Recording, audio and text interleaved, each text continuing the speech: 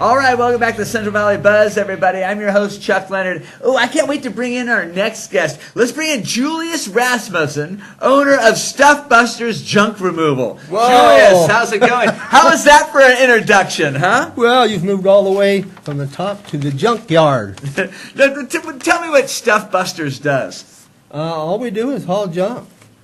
That's it. It's really you make it sound really exciting simple. stuff. You make it sound really simple, Yeah. but I have to ask you, before we do anything else, you brought your own air freshener with you. Why is that? Oh my God, yes, I'm ready. You see, I just adopted a new mascot for the Stuff Busters, and I call my mascot the Junk Skunk. The Junk Skunk. And I just happen to love that term, the Junk Skunk. It rhymes. Nobody likes it but me, but that's all right. Okay.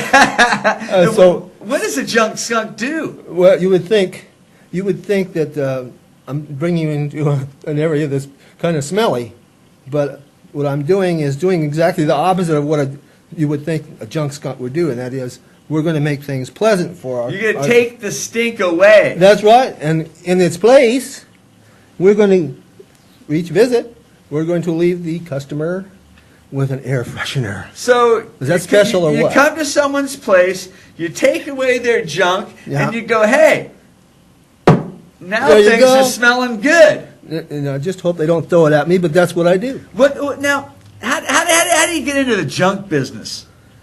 Oh, well, you have to be special. How special? You have to need money desperately. Okay, Yes. so you needed money desperately when Yeah, you started? probably more than anybody in town. I started doing the furniture moving thing, and then I got a note from the state of California saying you're going to have to fill out 45 forms. And I be a furniture mover. Yeah, my hair stood on end, and I said I'm turning into a junk mover man. So that was the end of my furniture moving. Okay, because there was less forms to fill out in junk. That's correct. How about zero? Perfect. Yeah, Okay, so right on target. what kind of junk do you bust? Well, very well asked there. We bust just about anything. We can't handle toxics, like Okay. paint and all that good stuff. All right. Everything else is open target for us. We pick it all up. The one thing we can't do is to come and pick up everything unless we have an estimate ahead of time. We have to do An the estimate of what? Giving an estimate on how much it's going to cost to remove it? Or giving an estimate on the phone of, hey, I got a lot of junk? Well, that's a good question right there. You nailed it. Some things, if you got 2 or 3 little things that you have to pick up, we can do that on the phone. Sure. But if you don't have just 2 or 3 little things that can add up quick, please be merciful and just call me over for a quick estimate. It's Okay. free. So people have a bunch of junk at their house. Now, some of this junk might be worth some money. Yeah. So when you take the junk, you're not throwing it all away, are you? Well, usually most of the Do you junk sift is... through the junk a little bit? Well, we do, but most of it is junk. Real junk. Yeah. Real junk. And Okay. very seldom do we come up with anything of any value. If we have some metals out of the junk, that's good. Every once in a while you might get a good tool that you can use. But other than that, we get almost nothing. And I don't have a place right now where we can sell stuff, so I just take it right to the dump Okay. if I can't recycle it. All right. So people have junk on their property, and how much is it to get junk taken away? Well, that's a loaded question right there. Well, I got a lot of them. Now, just to go for a couple, a few things, just to show up, in Clovis it'll be $55. But in Fresno... For a truckload? A trailer no, load? this is just for 2 or 3 things. Okay. Right? That's just for me to show up and do the minimum. Okay. And in Fresno it's 65. In Clovis it's 55.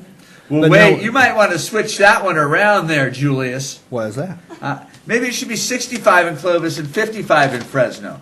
Well, where do you live? Fresno. That was a hard one to Okay, guess.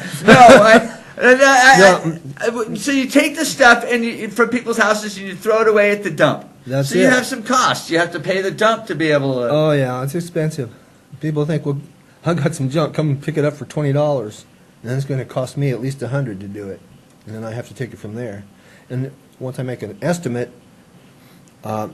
once I set up an estimate for you, I will show up on time, get the estimate, and I'll be there on time if you accept my estimate. Okay. How much junk can you handle? Just about anything you have. Just about any amount. There's no amount of junk that's too big for the Stuff Busters. Well, let's put it this way. I've never run into anything too big yet, but you never know. All right. Yeah. Now, is there any chance that you can throw out a special right now for the people at home?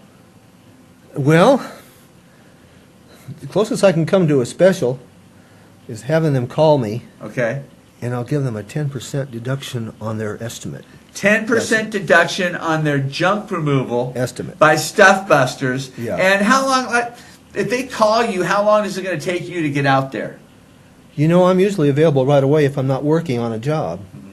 But the one thing I want people, and this is a separate thought, one thing I want people to know is we got that junk skunk as a mascot for a reason.